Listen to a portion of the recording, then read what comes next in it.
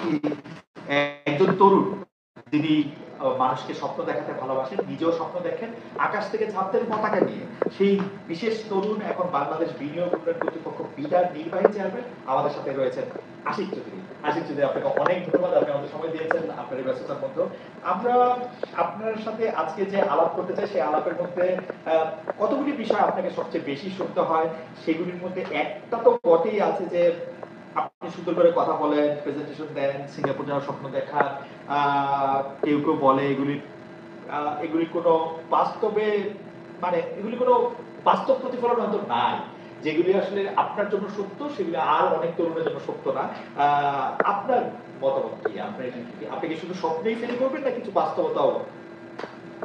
আচ্ছা, ধন্যবাদ ধন্যবাদ। আমাকে প্রথম প্রথম বলে বাউসার দিয়ে আপনি স্টার্ট করলেন, বাংলা স্পিরিচুয়াল মধ্যে আমাকে ডাক করতে হতে পারে।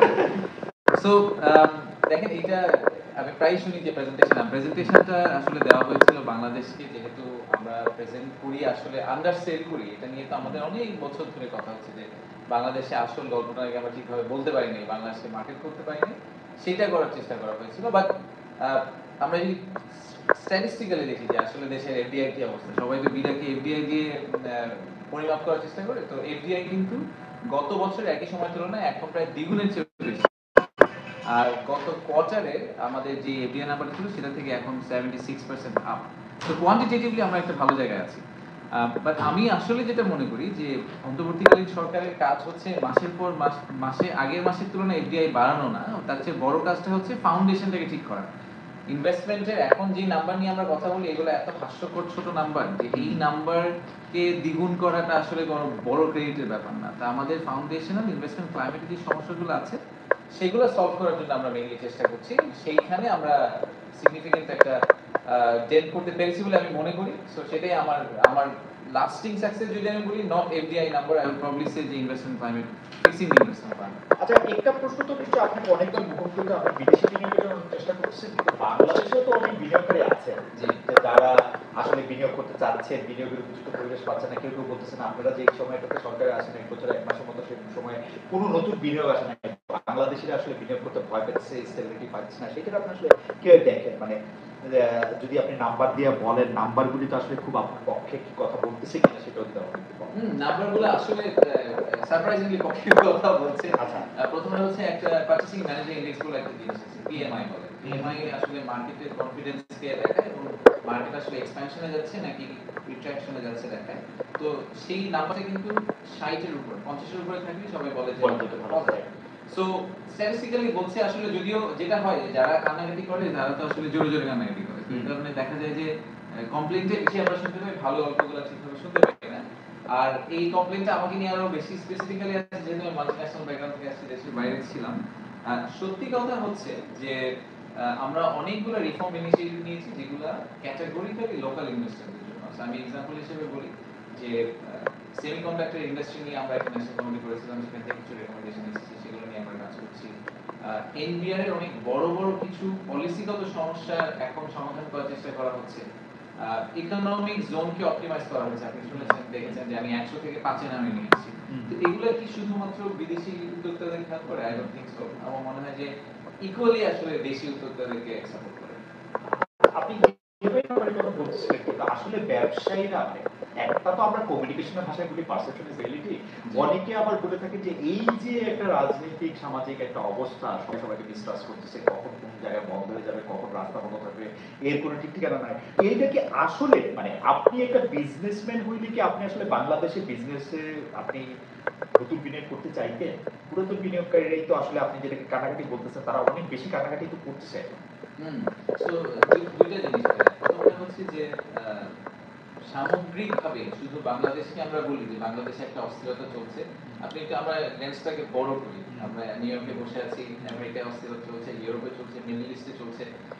অস্থিরতাটা একটা নতুন অলমোস্ট কনস্ট্যান্ট হয়ে গেছে বিজনেসম্যানদের জন্য। মানে পলিটিক্যাল রিস্ক যেটাকে আমরা বলি, এই জিনিসগুলো নিয়ে যে আমরা অনেক কথা বলি, আমরা যদি এখন দেখি যে পৃথিবীর ম্যাক্সিমাম ইনভেস্টমেন্ট আমি দেখি, আমরা এতদিন কে জানতো যে নেপালে আজকে এরকম হয়ে যাবে। তো এই এডিশনাল ফ্যাক্টর বিজনেসম্যানদেরকে এখন আসলে অ্যাকাউন্ট করি ব্যবসায় নামতে হচ্ছে, সেটা বাংলাদেশ বলি আর আমি অন্য দেশের কথা বলি। তো এই কারণে আমার কাছে মনে হয় যে আপনি যেটা বললেন যে লোকজন বলছে তারা আসলে করছে কিনা, তো সেই কারণে আমি একটু স্ট্যাটিস্টিক্সে ফেরত যেতে চাই। আর আরেকটা পয়েন্ট হচ্ছে যে at the end of the day আমাদেরকে তো আসলে এটা মেনে নিতে হবে যে আমরা গত 20 বছর ইকোনমিকে যেই পর্যায়ে নিয়ে গেছি, এখন একটা কন্ট্রাকশনারি পলিসির ভিতর দিয়ে আমরা যদি না যাই, একটা অস্ট্রেলিয়ার ভিতর দিয়ে আমরা না যাই, আমরা কোনোদিন ঠিক হতে পারবো না। ইনফ্লেশন নামাতে হলে ইন্টারেস্ট রেট বাড়াতেই হবে। এখন সবাই বলছেন ইন্টারেস্ট রেট বাড়ে কেন বাড়ে? So we have to go through this journey. আমি জাস্ট এই প্রশ্নটা লেসটা একটু করে রাখি। আপনি এখন ইনভেস্টমেন্ট বাড়ছে বা আপনি ইএমআই এর কথা বলতেছিলেন, আমি আবার সেই জায়গায় ফেরত আসি যে এটা থেকে ভালো দেখা যাচ্ছে, কিন্তু নতুন চাকরির ক্ষেত্রে আমরা শুধু হতাশার জায়গায় শুনছি যে তরুণরা বলতেছে যে আসলে নতুন কোনো চাকরি বাজার নাই, চাকরি বাজার আরো সংকুচিত হয়ে যাচ্ছে। এটা কি ঠিক? মানে আমি স্ট্যাটিস্টিক্স জায়গায় যাচ্ছি না, কারণ আমরা সবাই দেখতে পাই। আমি মিটার চেয়ারম্যানের কাছে জানতে চাইছি যে তরুণদের জন্য নতুন কাজের ক্ষেত্র তৈরি হয়েছে কিনা অনেক। আমি যদি প্রশ্নটাকে একটু রিফ্রেম করি, আপনার প্রশ্নকে রিফ্রেম করি, আনসারটাকে আমার মতো করে বলি, সেটা হচ্ছে যে তরুণদের জন্য যে পরিমাণ কর্মসংস্থান তৈরি হওয়া দরকার সেই পরিমাণ কর্মসংস্থান আসলে তৈরি হচ্ছে যতটুকু হচ্ছে যেটা যথেষ্ট না। Let's put it that okay, যে আমাদের আসলে যেই লেভেলের ডেভেলপমেন্ট দরকার, এই কারণে আমি একটু আগে আপনাকে প্রথমে বলেছি যে এফডিআই বেড়ে দ্বিগুণ হলো। এখন যখন আপনার বেস খুব ছোট হবে, আপনি 10-এ আগে পরীক্ষায় 10 পেয়েছেন, এবার 20 পাওয়া তো খুব ইজি, কিন্তু 100-এর মধ্যে পরীক্ষা আপনাকে আসলে 80 পেতে হবে। সো আমাদের গ্যাপটা এত বেশি যে সেই গ্যাপটা এক রাতের মধ্যে ঠিক হয়ে যাবে না। সো এই কারণে আমার কাছে এখনো মনে হয় যে সরকার হিসাবে বা জাতি হিসেবে বা প্রাইভেট সেক্টরকেও আমাদের যতটুকু অন অ্যান অ্যানুয়াল বেসিস যে লেভেলের এমপ্লয়মেন্ট জেনারেশন আমাদের করার দরকার আছে, ওটা আমরা আসলে করে উঠতে পারি নাই। গ্যাপটা আসলে রয়ে গেছে এবং গ্যাপটা বাড়ছে। দুইটা প্রশ্ন আমি বেশিরভাগ সময়ের কারণে আমি একটু ইনফর্মালি করি, একটু আড্ডায় আলোচনা শুনি, একটা বিটাকে নিয়ে একটা বিটা নির্বাচন। বিডাকে নিয়ে আমি যে আলোচনাটা শুনি সেটা হচ্ছে যে বিডা আসলে ইনভেস্টর ট্র্যাকিং করতেছে কিনা, যারা ইনভেস্টর মধ্যে থেকে যারা ইন্টারেস্ট দেখাচ্ছে তাদেরকে আসলে ট্র্যাক করতেছে কিনা, বা ট্র্যাক করার সেই উপায় বিডার কতটা আসে। আর বিডার চেয়ারম্যান সম্পর্কে শুনি যে বিডার চেয়ারম্যান একজন season banker, but BIDA is not a bank. তো সেই ক্ষেত্রের মধ্যে বিডার চেয়ারম্যানের কি এক্সপার্টাইজ আছে যে ইনভেস্টমেন্টকে তার আনার ক্ষেত্রে, এবং এই ক্ষেত্রে বিডার চেয়ারম্যান আসলে সো ট্র্যাকিং করছে কিনা, আমাদের তো ইনফরমেশনের যুগ, ট্র্যাকিং বিডা আসলে আগেও করতো, কিন্তু ট্র্যাকিংটা আসলে ঠিক ট্র্যাকিং হচ্ছে কিনা সেটা জেনুইন প্রশ্ন। আমরা যে বলি ধরেন আমাদের, আমি যদি আজকে গিয়ে হঠাৎ করে অ্যানাউন্স করি, এবং আমি দেখেছি আগে যে গত 5, 10, 15 বছরে আপনি পেপার খুললে দেখবেন যে বিডার কাছে বিনিয়োগ এসেছে এত হাজার কোটি টাকা। যদি ওটার ভিতরে যান তাহলে দেখবেন যে আগে বিডা যেভাবে স্ট্যাটিস্টিক্স কালেক্ট করতো সেটা হচ্ছে যে কোনো কোম্পানি এসে বিডাতে রেজিস্টার করার সময় বলতো যে আমি আগামী 5 বছরে 5,000 কোটি টাকা ইনভেস্ট করব। বিডা কিন্তু এটা কখনো ক্রস চেক করতো না যে আজও এই ভদ্রলোকের কি পকেটে 50 টাকাও আছে কিনা।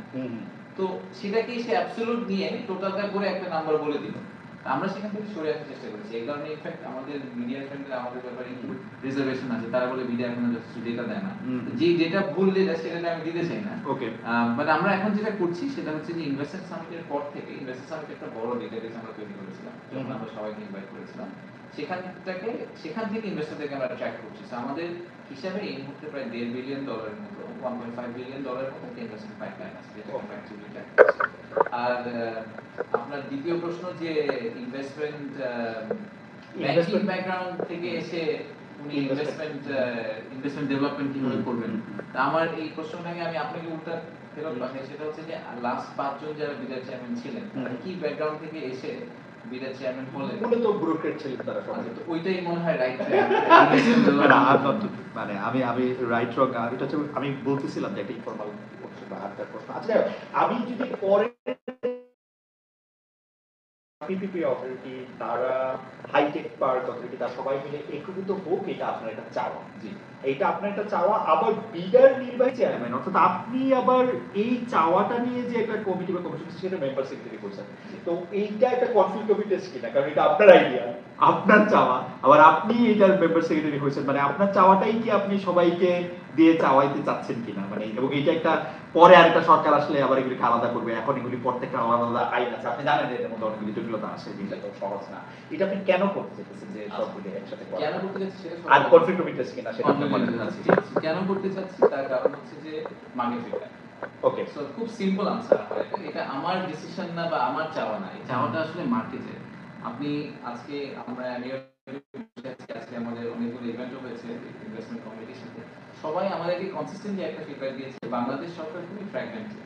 তো ঢাকা ল্যান্ড করার পরে কার সাথে ওনারা কথা বলবেন এখান থেকে ওনারা শুরু বুঝতে পারেন না। তো আপনি যখন বলছেন যে বাংলাদেশের এই এখানে জমি নিতে হলে তুমি বেজার কাছে যাও, এখানে জমি নিতে হলে তুমি বেজার কাছে যাও, ওইখানে নিতে হলে হাইটেক পার্কের কাছে যাও, নিজে আগে বুঝো, তুমি অ্যানালাইজ করো, বা একই মেনুর ভিতরে আবার অনেকগুলো সাব মেনু। তো এই পুরোটা একটা, এটা তো খুবই কনফিউজিং। আমি যখন ভিয়েতনামে আমি ইনভেস্ট করতে যাই তখন তো আমি একটা সিঙ্গেল পয়েন্ট থেকে শুরু করি, বাংলাদেশে কোনো সিঙ্গেল স্টার্টিং পয়েন্টই নাই। এই কারণে আমরা এটাকে অ্যাড করতে চাই, কারণ এটা একটা জেনুইন মার্কেট ফিডব্যাক যে তাদের জন্য এটা খুব প্রবলেমেটিক।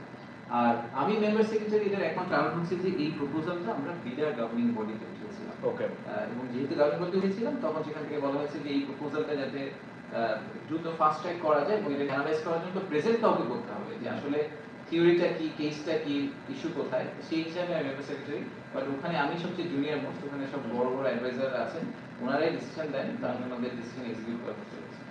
আচ্ছা, বন্দর কথা আসে যে পোর্ট, পোর্ট নিয়ে সরকার অনেক কাজ করছে, এর মধ্যে একটা বড় কাজ হচ্ছে বিদেশি অপারেটরের কাছে এটা দেওয়া। যদিও আবার যখন এটা নিয়ে অনেক ব্যাকল্যাশ হলো, অনেক সমালোচনা হলো, তখন এটা বলছে যে আসলে বিদেশি অপারেটরদেরকে এইটুক জায়গায় হ্যান্ডলিং করতে দেওয়া মানে পোর্ট পুরাতে দিয়ে দেওয়া না, কিন্তু ওটুক জায়গায় কেন্দ্র করে এই যেটুক জায়গায় বিদেশি অপারেটরদের আনার কথা বলা হচ্ছে, ওটুক জায়গাতেই আসলে পোর্টের বেশিরভাগ কাজ, বাকিগুলি দাপ্তরিক কাজ, এটা আসলে বললেও চলে নামলেও চলে। অনেকেই বলে থাকে যে পোর্ট বিদেশি অপারেটরকে দিয়ে দেওয়ার আইডিয়াটা আপনার থেকে আসছে, আপনার চিন্তাটা ডক্টর মোহাম্মদ ইউনূস ভালোভাবে নিচ্ছেন, অথবা ডক্টর মোহাম্মদ ইউনূসের চিন্তাটাকে আপনি সমৃদ্ধ করছেন। আসলে কি তাই? পোর্টের মতো জিনিসও যদি আমরা নিজেরা না করতে পারি, এটা থেকে আগাবে না পিছাবে আসলে? এবং এইটা সাপ্লাই সাইড থেকে আসছে কিনা, মানে যারা এটা ব্যবহার করেন বেশি ব্যবসায়ীরা আপনাদেরকে কখনো বলছে কিনা যে না আপনারা পোর্টটা একটু অপারেটিং সিস্টেমটা একটু চেঞ্জ করে দেন, বিদেশিদের আনেন? Thank you. সো প্রথমত এই আইডিয়াটা আমার থেকে আসছে, এটা আমি শুনে খুবই উদ্বেলিত হলাম। কারণ ইফ ইউ রিমেম্বার আসলে আগে সরকারের আমলেও এটা নিয়ে অনেক চেষ্টা করা হয়েছে, multiple governments have tried and failed, তারা চেষ্টা করেছে কিন্তু পলিটিক্যাল প্রেসারের কারণে করতে পারেনি। আমার মনে হয় এটা একটা কমন সেন্স টপিক, যে আসলে যে যেটাতে সবচেয়ে ভালো করে। আমি তো আসলে বাংলাদেশ ফুটবল টিমে হামজাকে নিয়ে আসতে চেয়েছি, কারণ হামজা আসলে ইংলিশ প্রিমিয়ার লিগে খেলে আসছে, সে আসলে গ্লোবাল স্ট্যান্ডার্ডের প্লেয়ার। তার সাথে আমার বাংলাদেশের ওই একদম তৃণমূল থেকে উঠে আসা ফুটবলার কম্পারিজনই চলে না। আমি যখন ইন্টারন্যাশনাল গ্লোবাল লেভেলে একটা কোড অপারেটর নিয়ে আসবো, সে যে টেকনোলজি নিয়ে আসবে, যে বেস্ট প্র্যাকটিস নোহাউ নিয়ে আসবে, এটা একটা লোকাল অপারেটরের পক্ষে আসলে কোনোভাবে ইন্ডিজিনাসলি নেওয়া সম্ভব না। আমাদের যে অ্যাম্বিশন, আমরা একটা কিন্তু এইটার ব্যাপারে কি আপনি এটা ভাবছেন যে এইটা আপনি যদি আপনি বিদেশি অপারেটরদের কাছে তাহলে দেওয়ার ক্ষেত্রে যেটাকে আপনি ফরেন ডাইরেক্ট ইনভেস্টমেন্ট বলছেন, যেহেতু সেটা বিদেশিরা এটা অপারেট করবে, ওরা ওদের লোক নিয়োগ দিবে বা ওদের এক্সপার্টিস ইউজ করবে, ওরা আপনার থেকে এখান থেকে যে টাকাটা মানে পাওয়া ফি হিসাবে বলেন, আপনি হিসাবে বলেন, সেটা আপনাকে নিয়ে যাবে, এটা আপনার তো ইকোনমিতে কিছু হবে না, এটা কেউ কেউ বলতেছেন। এইটার রিস্ক আপনি নিচ্ছেন বা এটা আপনি ক্যালকুলেট করে দেখছেন যে আপনার কি লাভ হয় কি ক্ষতি? যারা এটা বলছেন ওনারা ইকোনমিক্স একেবারে বুঝেন না, কারণ প্রথমত কাছে বড় কথা ওনারা বাংলাদেশের বেসিক রুলগুলো হয়তো পড়াশোনা করে দেখেন, এই কারণে যে বাংলাদেশে কিন্তু একটা স্পেসিফিক রেগুলেশন আছে যে বিদেশি কোম্পানিতে আপনি আসলে শতকরা 5 ভাগের বেশি বিদেশি এমপ্লয়ি করতে পারবেন, বা আমরা তো খুব রেস্ট্রিকটিভ ফরেনারদের ব্যাপারে। তা আমার কোর্টে যদি 1000 মানুষ কাজ করে, সেটার মধ্যে শতকরা 5 ভাগ বিদেশিও কাজ করে, তাও তো 95% মানুষ নতুন একটা কালচারে বড় হবে, যারা হয়তো ভবিষ্যতে গিয়ে তারপরে বিদেশে অন্য কোনো কোর্টে কাজ করবে। ওকে, সো আমার মনে হয় না যে এখানে একটা, আমার ইনফ্যাক্ট মনে হয় এখানে একটা স্কিল ট্রান্সফারের বড় একটা সুযোগ তৈরি হবে, নাম্বার 1। আর দ্বিতীয়ত হচ্ছে যে পোর্ট অপারেটররা মানে যে কোনো investment eventually adds to the economy and takes something out of the economy through the dividend process. Okay. সবসময় তাই হয়। আজকে যখন যে কোনো বড় ইনভেস্টর বাংলাদেশ, সেটা পোর্টে না হয় অন্য কোথাও হোক, তারা যখন ইনভেস্ট করে তারা কি ডিভিডেন্ডটা নিয়ে যায় না? আচ্ছা, এইখানে আমার একটা প্রশ্ন আছে। আমি যেহেতু খুব বেশি ব্যবসায় অর্থনীতির লোক না, কিন্তু এই জায়গাটার মধ্যে থেকে আমার একটা প্রশ্ন এরকম যে ফোনটা মনে হয়, আচ্ছা অসুবিধা নেই, ফোনটা আসলে তো ব্যবসায় অর্থনীতিতে একটা প্রশ্ন হচ্ছে এরকম, আমরা যদি আমাদের দেশের 95% লোকই ব্যবহার করি, আমরা যদি আমাদের দেশের বন্দরটাই ব্যবহার করি, তাহলে আমরা কোনো একটা কন্ট্রাক্টরকে, থার্ড পার্টিকে এইটা পুরো দায়িত্ব না দিয়ে আমরা নিজেরাই তো নো হাউটা নিজেদের মতো করে ব্যবহার করতে হবে। আমরা একটা থার্ড পার্টি, একটা আলাদা থার্ড পার্টিকে আমাদের দরকারটা নেই। মানে যে জিনিসটা আমাদের লোক, মানে এমন না, মানে কিছু কিছু ক্ষেত্রে তো অবশ্যই আছে, যেমন যেগুলির ক্ষেত্রে আমরা আমাদের বিদেশি এক্সপার্টাইজ, মানে লোকও লাগবে, যতপাতিও লাগবে, এক্ষেত্রে প্রযুক্তি আমাদের জানা আছে, তত প্রযুক্তি আমরা ইম্পোর্ট করতে পারবো, লোকও আমাদের দিতে হবে।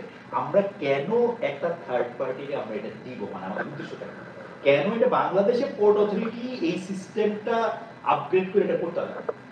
এটা তো খালি সিস্টেমের ব্যাপার না, এটা অনেকখানি ম্যানেজমেন্ট এবং কালচারের ব্যাপার।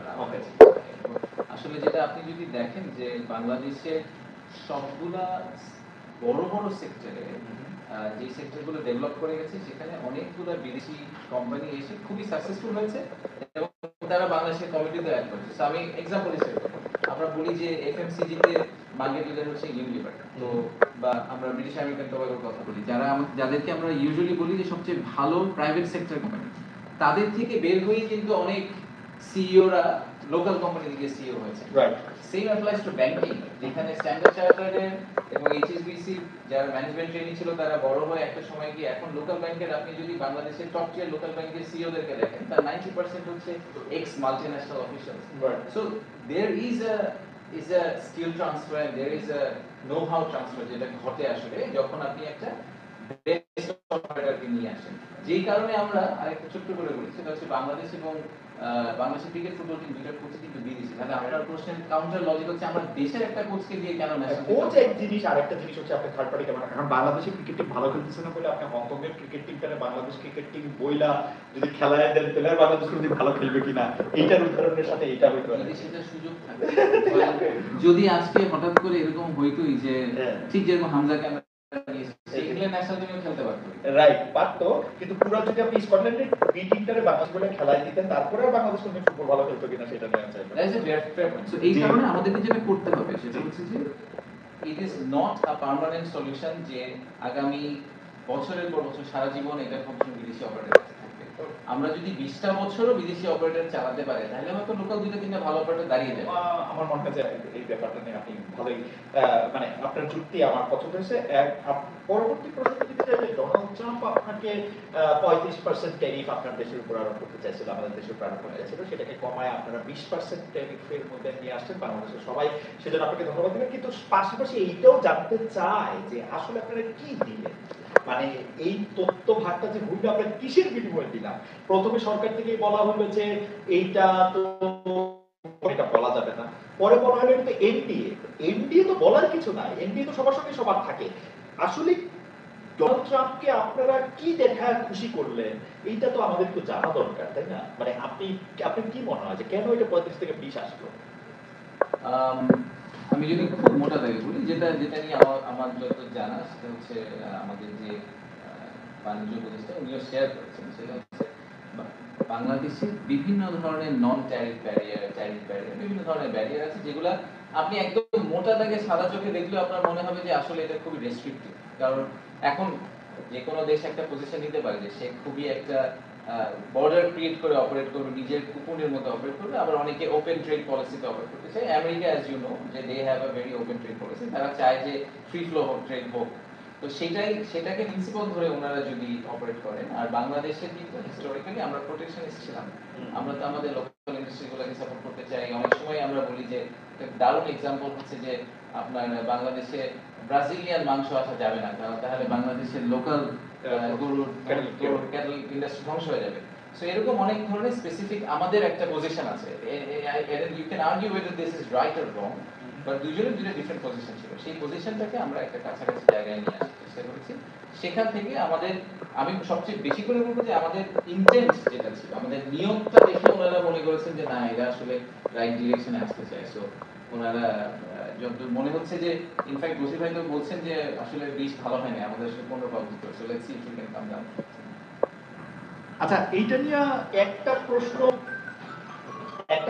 তো এরকম, মানে চলতেই থাকে যে এই যে গোপন চুক্তি আমরা যেটাকে বলতেছি এটার খসড়া ফাঁস হওয়ার কারণে এনটিআর এর একজন কর্মকর্তার চাকরি চলে গেছে। সেটার মধ্যে দেখা যাচ্ছিল যে আমি যদি খুব মোটা দাগে আমার ভাষায় বলি যে চীনের সাথে বেশি মাখামাখি করতে পারবো না, বাণিজ্যের ভিতরে আমাদের কথা শুনতে হবে, আমেরিকা এরকম বলতেছে, সেটা আমরা শুনে আসছি। আমি যেহেতু আমি নেগোসিয়েশন দলের সদস্য না, আমার মনে হয় না যে এটার ব্যাপারে আমার কমেন্ট করার মতো এক্সপার্টিজ আছে, তাহলে আমি ধরেন আপনাকে হয়তো একটা কিছু আনসার দিতাম, বাট আচ্ছা, I don't want to go into something I don't know. না এটা হলো যে আমার একটা মানে আমি কি বলবো যে আছে না মানুষের একটু দুঃস্বপ্ন থাকে যে আমরা আসলে বাইনা চলে আসলাম যে তোমরা চীনের সাথে বেশি মাখামাখি করবো না, আমাদের কথা শুনাও, উঠতে হবে, বসতে হবে। আমি জানি না এটা আমাদের ভালো হবে কি খারাপ হবে, তবে এগুলি নিশ্চয়ই জনগণ জানবে এবং এই সরকার যেহেতু প্রতিশ্রুতি দিচ্ছে এগুলি জানাবে। আমি একটু ডক্টর ইউনূস সরকার প্রধান থাকার সময় এই প্রসঙ্গে আসি। গ্রামীণ ব্যাংক যেমন কর ছাড় পেয়েছে, এর বাইরে গ্রামীণ নাম যুক্ত অনেক কিছুই অনুমোদন পেয়েছে। যেমন সম্প্রতি এই সরকারটা নতুন যোগাযোগ টেলিযোগাযোগ নীতিমালা করছে, যেখানে বিদেশি বিনিয়োগ কমানোর কারণে অসুবিধায় পড়বে মোবাইল অপারেটর রবি এবং বাংলালিংক। আবার আরেক শীর্ষস্থানে আরেক প্রতিষ্ঠান গ্রামীণ ফোন সুবিধাই পাবে, তাই তারা নীতিমালাকে স্বাগত জানাচ্ছে। এখন ঘটনা হলো গ্রামীণ ফোনের 33% মতো লাভের অংশীদার কিন্তু হচ্ছে মানে মানে এই এই সংস্থাটার নাম কি, ডক্টর মোহাম্মদ ইউনূসের যে ফোন, সেই সেই সেই গ্রামীণ টেলিকম ট্রাস্ট। তো এইটা ঠিক হইলো, এইটা এটা মানে এটাকে একদম কনফ্লিক্ট অফ ইন্টারেস্ট, একদম সরাসরি কনফ্লিক্ট অফ ইন্টারেস্ট হলো না যে রবি বা বাংলা লিংকে আটকানো হলো, গ্রামীণ ফোন একটু সুবিধা পায়। কি মনে হয়? আমি আপনার বিনিয়োগ উন্নয়নের চেয়ারম্যান হিসেবে আমার পজিশনটা এই ব্যাপারে খুবই ক্লিয়ার। সেটা হচ্ছে যে আমি আসলে এরকম কোনো রেস্ট্রিকটিভ ক্যাপিটাল স্ট্রাকচারে বিশ্বাসী না। আমার মনে হয় না যে কখনোই আমাদেরকে এরকম কোনো কোম্পানিকে জোর করা উচিত যে ওনাদের শতকরা এত ভাগ লোকাল বিনিয়োগ থাকতে হবে, এত ভাগ বিদেশি বিনিয়োগ থাকতে হবে। Capital allocation decision is a decision for the investment, মানে দ্য বিজনেস ইটসেলফ, এবং তারা যেটার জন্য অপটিমাল ডিসিশন সেটাই তারা নেবেন। সো এই পুরো প্রিন্সিপালটার সাথে আমি জেনারেলি একমত না। আমি আপনাকে এটা নিয়ে যে আসলে বলতে হবে যে আপনাকে শতকরা এত ভাগ স্টক মার্কেটে দিতে হবে। স্টক মার্কেট কি আমরা কি রেডি যে ওনারা যে স্টক মার্কেটে হঠাৎ করে চলে আসবেন আমরা বলতে যাচ্ছি ওনাদেরকে? তো এরকম অনেক ধরনের ইস্যু আসলে চলে আসে। সো আমার জেনারেল ভিউ হচ্ছে যে আমাদেরকে আসলে আরো অনেক বেশি ওপেন হওয়া দরকার, যাতে সবাই সমান সুযোগ পায়। It has to be fair competition and open market. কিন্তু প্রত্যেকটা কমিশনে যখন রবি এবং বাংলালিংক গেল, তখন আমরা কিন্তু এটা দেখলাম যে মানে আমি কারো কথা আলাদা করে বলতে চাই না, কিন্তু আমার কাছে মনে হয়েছে যে এটা ফেয়ার হয় নাই ওদের এগেনস্টে, এবং মানে গ্রামীণ ফোন একটু বাড়তি সুবিধাই পাইল। আমি মানে এটা নিয়ে আপনি কিছু বলতে থাকলে বলতে পারেন, আমার কাছে মনে হয়েছে যে গ্রামীণ ফোন এটা একটু বাড়তি সুবিধা পাইছে। টেলিকম পলিসি সিদ্ধান্ত তো অবভিয়াসলি টেলিকম সংস্থা, জি, তাদের রেগুলেটর ইজ ইন্ডিপেন্ডেন্ট বডি, তার decision. But as I said আমার জেনারেল ভিউ হচ্ছে যে কোনো ধরনের গ্যাপ থাকা উচিত না। ওকে, আপনার একটা বক্তব্য এই মাসে যে অনেকে এটার মধ্যে আওয়ামী লীগের আমলের একটা সুর এটার মধ্যে পাইছে আর কি, যেখানে আপনি বলছেন যে আগামী 30 বছর পর দেশের মহেশখালী ও মাতাবাড়ি এলাকায় সিঙ্গাপুর বা চীনের সাংহাইয়ের মতো হতে পারে। মানে এটা এটা আপনি আসলে কি একটা খুব পপুলিস্ট ধরনের বক্তব্য দিতে চাইলেন, কোন একটা ভাবনা থেকে বললেন, কোন একটা মানে মহাপরিকল্পনা থেকে বললেন? মানে এই প্রথম আমাকে কেউ বললো যে আমার সাথে আওয়ামী লীগেরও কিছু একটা সম্পর্ক আছে। যেগুলো বেশি কথা আর কি, যে বাংলাদেশ এখন সিঙ্গাপুরের মতো কানাডার মতো বললে একটা আওয়ামী লীগের টোন আসে, মানে ওরা যেহেতু খুব বেশি বলতো ওনারা সবসময় একটু মেগালোম্যানিয়াক, আপনি যেটা বলছিলেন। আচ্ছা, আমি আমি এটাও বলেছি যে আমি জীবনে প্রথমবারের মতো আমার সংবাদ সম্মেলনটা আবার নিজে দেখছি। আমি আগে আগে কখনো ওই দিনের আগে কখনো আমি এটা দেখি, তো দেখে আমি বলতে চেষ্টা করলাম যে সবাই যে বলছে আমি বলেছি বাংলা সিঙ্গাপুর হয়ে যাবে, এটা আমি আসলে বলেছি কিনা। তো অ্যাকচুয়াল সেন্টেন্সে যেটা ছিল, আমি I stand to my my my statement, সেটা হচ্ছে আমি যে ক্যাটাগরিক্যালি যেটা বলেছিলাম যে আমাদেরকে স্বপ্ন দেখতে হবে, যে আমাদের অ্যাম্বিশন যেটা থাকবে সেটা থাকবে যে বাংলাদেশকে আমরা বাংলাদেশের একমাত্র ডিপ সি পোর্ট যেটা, সেটাকে আমরা একটা ওয়ার্ল্ডের one of the best deep sea পোর্টে পরিণত করবো। তাই আমাদের আশা থাকতে হবে যে আমরা বাংলাদেশকে দেখতে চাই সাংহাই বা সিঙ্গাপুরের মতো 30 বছর পরে দেখতে চাই। সেখান থেকে হয়ে গেল যে আমি বললাম যে আমরা সিঙ্গাপুরে যেরকম চিকেন রাইস খেতে পারি সেরকম মহেশখালীতে চিকেন রাইস খাবো। না, এটা ইন্টারেস্টিং। এটা হইতে পারে যে 30 বছর পরে আমরা বাংলাদেশকে দেখলাম যে সিঙ্গাপুর মতো, কিন্তু সিঙ্গাপুর আরো 30 বছর আগে গেল। এটা একটা হতে পারে। আমার লাস্ট প্রশ্ন যে আমরা যতদূর জানি আর কি মানে যতদূর জানি মানে কি এটা জানি আসলে গত বছর সেপ্টেম্বরে 2 বছরের জন্য আপনি বিদায় নির্বাহী চেয়ারম্যান পদে নিয়োগ পেয়েছেন। সেই হিসাবে বিদায় আসলে এই নির্বাহী চেয়ারম্যানের পদটা 2 বছরের জন্য সাধারণত নিয়োগ করা, সেই হিসাবে আপনার মেয়াদ আরো 1 বছর আছে। আমরা জানি যে ডক্টর মোহাম্মদ ইউনূস সহ উপদেষ্টা পরিষদে যারা আছেন তারা স্ব কর্মস্থলে ফিরে যেতে চান, তাদের নিজের কাজ আছে সেরকম বলা হয়। আপনার এক্সিট রুটটা নিয়ে কি আপনি ভাবছেন? আপনি কি পরের সরকারের সঙ্গে কাজ করতে চান যদি তারা আপনার সঙ্গে কাজ করতে চান? আপনি এক্সিট রুট বললেন কেন? আমার পালাতে হবে না, সে এক্সিট রুট হচ্ছে মানে আপনি তো চাকরিটা ছেড়ে দিতেই হবে, মানে 2 বছর যেহেতু এটার মেয়াদ, অন্য সরকারের সঙ্গে যদি আপনি কাজ না করেন, না পালানোর প্রসঙ্গে আমি একদমই বলতেছি না, কারণ এটা হচ্ছে যাওয়া প্রসঙ্গে বলতেছি। আওয়ামী লীগ সরকার চলে গিয়া এখন চলে যাওয়া পালানো হয়েছে, মানে ঘটনা হচ্ছে আপনি চাকরি 2 বছরে 1 বছর গেছে, আরেক বছর আছে, এখন অন্য সরকার আইসা যদি আপনার সাথে সরকারের সাথে এমন হতে পারে না যে আপনি ডক্টর ইউনূস সরকারের সাথে ছাড়া আর কাজ করতে চান না কোনো সরকারের সাথে, আবার এমনও হইতে পারে যে আপনি সরকারের সঙ্গে কাজ করতে চান, আপনার পরিকল্পনা ভাই আমি আসছি ন্যাশনাল সার্ভিস করতে এবং আই টেক ইউর পয়েন্ট যে আমার 2 বছরের কন্ট্রাক্ট, আমার কন্ট্রাক্টটা গণপ্রজাতন্ত্রী বাংলাদেশ সরকারের সাথে as long as the government is a fair and just government, আমি সরকারের সাথে কাজ করতে রাজি আছি। আপনি জানেন যে আমার কোনো পলিটিক্যাল ব্যাকগ্রাউন্ড নেই, আমার ফ্যামিলিতেও আসলে কোনো পলিটিক্যাল ব্যাকগ্রাউন্ড নেই। সো সেই পয়েন্ট অফ ভিউ থেকে যদি আমাকে একই ফ্রেমে আমাকে কাজ করতে হয়, so the level of honesty I was able to maintain, এবং আমার যে ইন্ডিপেন্ডেন্স ছিল, আমি যেভাবে সাজিয়ে কাজ করতে এবং অর্গানাইজ হতে কাজ করার সুযোগ পেয়েছি, সেই সুযোগটা যদি আমাকে আগামী সরকার দিতে পারে, যারাই সরকারে আসুক, তাহলে আমি I will fix my time. Okay, মানে এটা খুবই ইন্টারেস্টিং যে আগামী সরকার যদি আপনাকে আপনার মতো করে কাজ করতে দেয় এবং সেটার মধ্যে যদি তার আপনার অন্য কোনো শর্তের মধ্যে আপনার না যেতে হয় যেটা আপনার পছন্দ হয়, তাহলে আপনার আমাকে যদি কোনো কম্প্রোমাইজ করতে না হয় পলিটিক্যাল রিটরিক ড্রাইভ করার জন্য, এবং যদি আসলে আপনার কোনো পলিটিক্যালি শক্ত কোনো পছন্দ অপছন্দ নাই যে না ওরা আসলে করবো বা ওরা আসলে করবো না, এরকম কোনো শক্ত পছন্দ নাই? আমি I believe in democracy. So যদি জনগণ ভোট দিয়ে কাউকে সরকার আনে, তাহলে নিশ্চয়ই তাকে জনগণ চাই তারই সরকার চালাবে। Fair enough. আশিক চৌধুরী, আপনাকে অনেক ধন্যবাদ। আপনি আমাদেরকে অনেক সময় দিয়েছেন, একটা লম্বা দিনের পর আপনি আমাদের অনেকগুলি প্রশ্নের উত্তর দিয়েছেন। আমরা চেষ্টা করেছি আপনার কাছ থেকে কিছু কিছু জানতে, আপনাদের জানিয়েছেন, সেজন্য আপনাকে অনেক অনেক ধন্যবাদ। দর্শক, আমরা আশিক চৌধুরীর সাথে কথা বলছিলাম, বিটার নির্বাহী চেয়ারম্যান। তিনি আমাদের সাথে যুক্ত হয়ে অনেকগুলি কথা বলেছেন, আপনারা নিশ্চয়ই শুনবেন। আমরা আবার পরবর্তীতে এই ইন্টারভিউটা আবার আমরা ইউটিউবে আপলোড করবো, আপনারা নিশ্চয়ই সেখানে দেখবেন। আমাদের অনেক থ্যাংক ইউ। Thank you.